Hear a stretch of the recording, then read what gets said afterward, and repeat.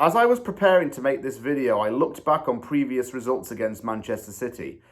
I remember when we lost 4-0 and 5-0 to them in the space of a week or two back in early 2017. And even got battered by them on the opening day of the 1920 season. In the latter, the scoreline was very unfair and harsh. I kind of get a sense in this particular game that the scoreline didn't really justify the means, but at the same time, I can see why Manchester City won. They're treble winners for a reason, okay? They will be champions-elect at this rate come April, May time next year.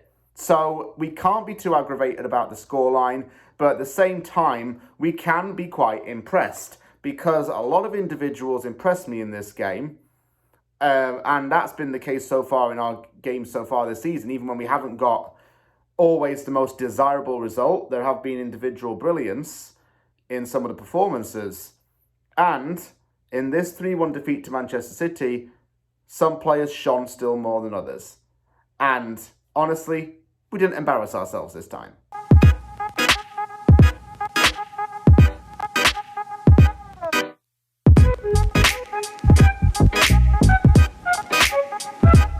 It has finished. West Ham United 1, Manchester City 3 at the London Stadium. A game with a disappointing result that sees West Ham's unbeaten start to the season come to an end. But it's not one to exactly see as overly negative in my mind anyway. And a lot of other fans kind of attest to that belief.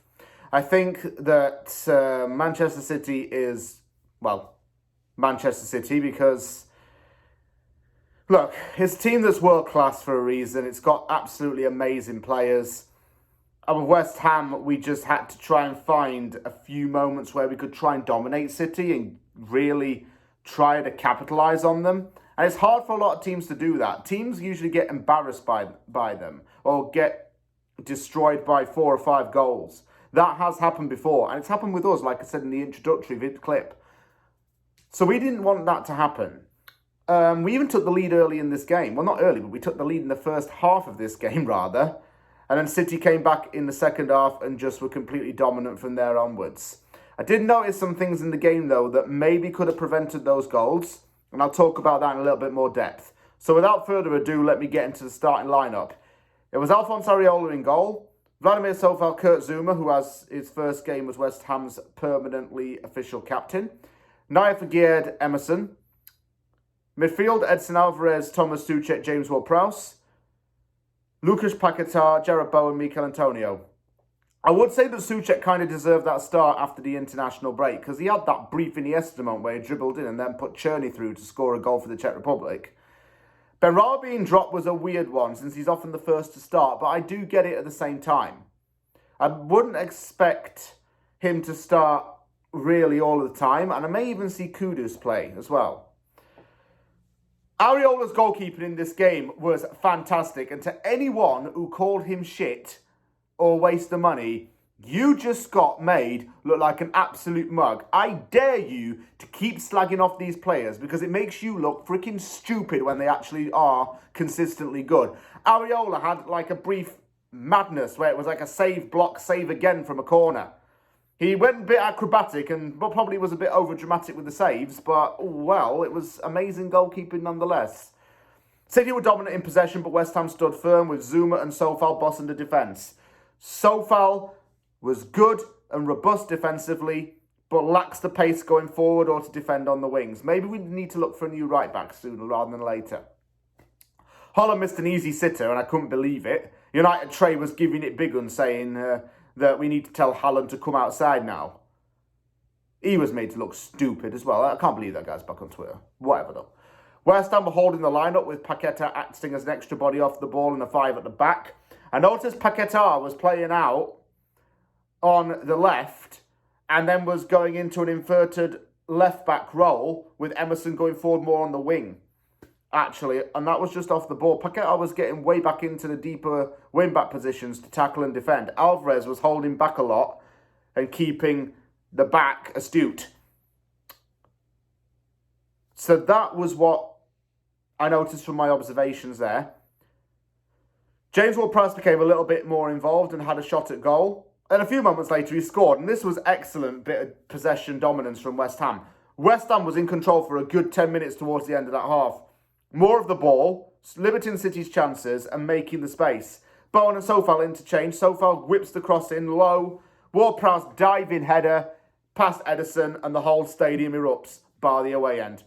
Ward-Prowse had a goal contribution in every single game since he made his Premier League debut for the Hammers. And he's looking like one of the signings of the summer. Once again, all you dickheads who slagged him off for being 28 years old and saying, oh, he's not good value for money, he's not got resale. You absolute brain-dead prats. It's what you are. Serious when I say that. Do you know what I mean?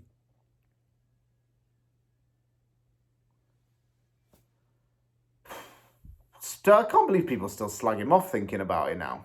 Whatever. You have your own opinion.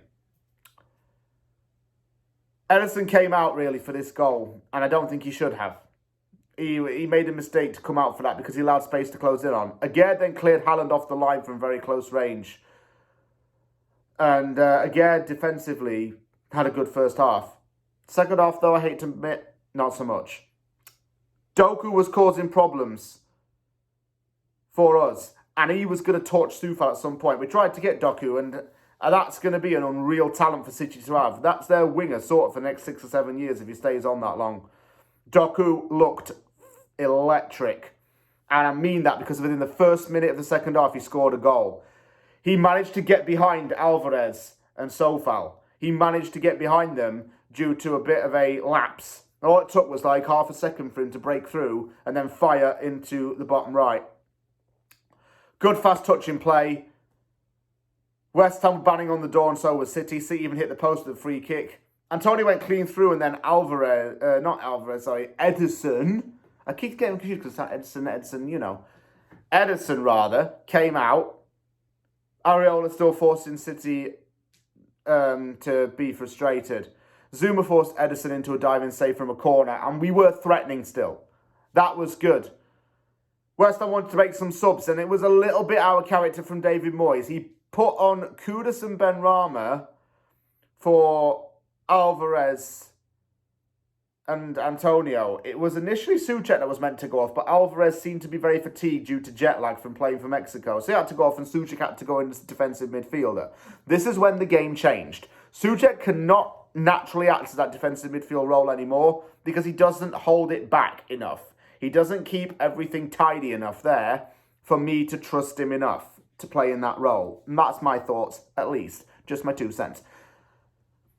Kudus and Benrahma, very attacking-minded players. Kudus actually showed some glimpse. Benrahma, apart from set pieces, I don't think he really offers a hell of a lot more. If he can prove me wrong, then fair enough, but he's not offering a hell of a lot more in that position anymore, and that's why I'm a bit worried about him. I think we need to get a new winger in, or another attacking mid, or another forward of that nature in the January transfer window. And it wouldn't be necessarily a bad idea too. Should defended a lot better for when it was 2-1, and it came from those substitutions, really, with Alvarez going off. Souček doesn't do enough to clear it. Again, misses a vital header for a cross. Silva scrappily puts it into the net. It was weird, but again, didn't clear the ball enough. And the jury's going to be out on him now because he's great. He's a class player. Can't lie. But he's making mistakes in games that have led to goals. Maybe it's time for Dinos to get in. Give him a run of games. And he will do, I think, when the Africa Cup of Nations is on. We're going to have our big Greek bastard in defence. 3-1 was finally Haaland getting the goal from a counter. Defence ran out of steam. Late subs came on again. Ings and Kura for Sofal and Souček. It didn't make much difference. It ended 3-1. Still a lot of bright things in that game, to be honest with you. It is Man City, so we can't be aggravated again. Repeat myself. Got Liverpool next, and could that be another free hit? I'm not sure. The City one was definitely a free hit because we're at a stage in the season where it's not going to really matter. We just get past the narrow results, and I think get past this period of difficulty because September's a difficult month for us by Europa League, and then we go and move on from there. But there are very many encouraging signs, just not the opponent that we really needed, and the scoreline. Who can blame the scoreline for being that? Bye.